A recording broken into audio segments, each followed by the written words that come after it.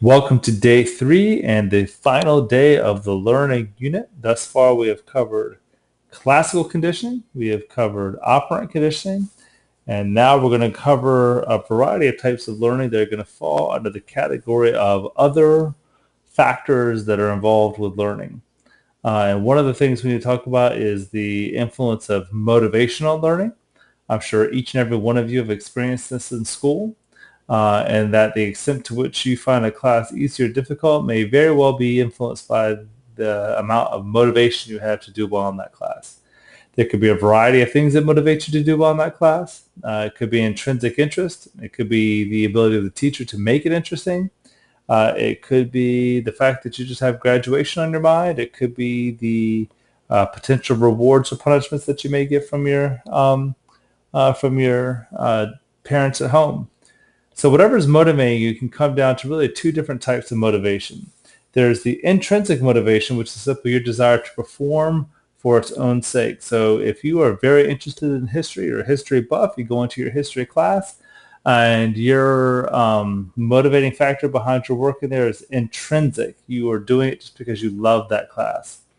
On the other hand, if you are in a class that you don't really like and you find the information inherently boring or useless, or you don't know how you would ever use that in your life, but nevertheless you work hard on that class because you know you want the A and you want to make sure that you keep your GPA up, in that case you are being motivated extrinsically. You are motivated by those external rewards that keep you going.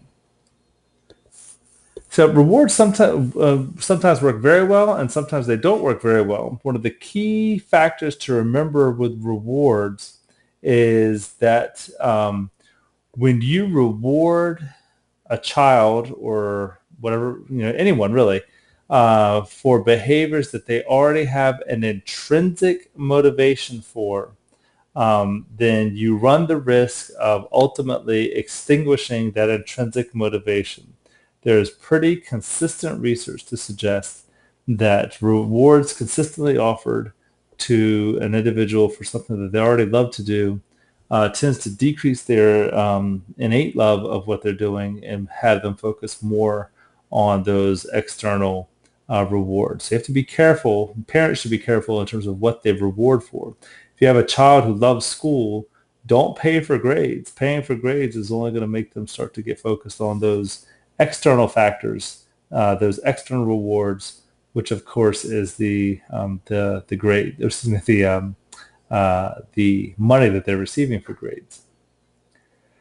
All right, another type of learning we need to talk about is something we call observational learning. And really the question is, can you learn just by watching? Can you pick up behaviors just by watching?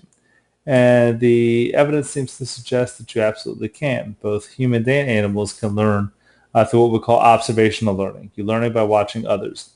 Modeling is the observing and imitating the behavior of others. So when a parent and child are interacting, and the child starts to act like the parent in terms of mannerisms and in terms of ways of speaking, then the child is modeling the behavior that the parent has demonstrated. In class, we're going to discuss and take a look at an experiment done by Albert Bandura with his Bobo dolls. The Bobo doll experiment is an experiment which he was able to demonstrate that children can pick up violent behavior based on the adult models that they're watching. I'll leave that more to our in-class discussion. For those of you who are not in my class, you can easily Google Bandura's Bobo doll experiment to get more information. Recently, as in the last 10 or 15 years, maybe 20 years now, I suppose, mirror neurons have been discovered. And mirror neurons seem to offer a biological underpinning for observational learning. Mirror neurons are neurons that fire in two different capacities. On the one hand, they're like typical neurons. They're going to fire when they control you doing something. So for example, you have a set of neurons. If you're taking notes, you have a set of neurons that are controlling the movement of your arm and hands and fingers in a way that produces a written language. But what's interesting is within those neurons that control that, there are a subset that fire in an almost identical way when you watch someone else write and writing whatever they're writing on the sheet of paper. In other words, these are neurons that fire in a way that is very indistinguishable the same way when you're writing as when someone else is writing. And so that allows us to mimic other people's behaviors. And there's recent research suggests that this also happens in emotional regions of our brain. And so therefore, this may be a biological underpinning of empathy, or being able to understand the emotional point of view of someone else. Now, as we learn information, animals, including humans, have what we call biological predispositions. A biological predisposition is simply the idea that certain behaviors are easier for animals to learn versus others. And so for the example I like to talk about is, would it be easier to teach a bird to peck to obtain food, or to peck to avoid pain, such as a shock? And most people initially are inclined to lean towards the avoid pain, because that seems like something that might be more immediate for the bird to want to get away from. But if you think about what birds do in nature, if a bird is experiencing an uncomfortable stimulus, how does a bird get away from it? There's really two ways that birds get away from an uncomfortable stimulus. They either walk on the ground or they fly away. What do birds peck for? Well, birds peck for food. And so birds are biologically predisposed to teach them to peck for food, and they're biologically predisposed to be able to teach them to fly away from pain, because that is what they naturally do.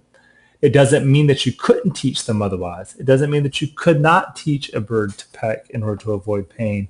It would just take more effort, and it would take more reinforcement to keep it consistently going. And that reinforcement would be an attempt to avoid what we call instinctive drift. And that is, if you have taught an animal something that goes against the grain of their biological predisposition, they have a tendency to revert back to those biologically predisposed behaviors, especially if you're not consistently reinforcing the new behavior. All right, another type of learning is called latent learning. And if you were to place some rats in a maze, let them run around with no goal to run towards, they're just running around, would they learn anything about the maze? And B.F. Skinner, with his operant conditioning, said absolutely not. You would not learn, the rats wouldn't learn anything because they're not being rewarded for learning anything. And the way that you can test for this is you do exactly what we just mentioned. You take one group of rats, let them run around a maze with no rewards. They're just running around, looks kind of random. And you take another group of rats and you don't put them in the maze to begin with. And then you place both sets of rats in the maze once again and see, and this time offer a reward for finishing the maze and see which one does better. And it turns out the rats that have been allowed to run around the maze, they are the ones that do better, and they make the fewest errors, and they find the reward the quickest. So it suggests that while they've been running around in there in what seems like an aimless pattern, they've in fact been learning information about that maze. They have been creating what psychologists call a cognitive map of that maze, which is a mental representation of the environment.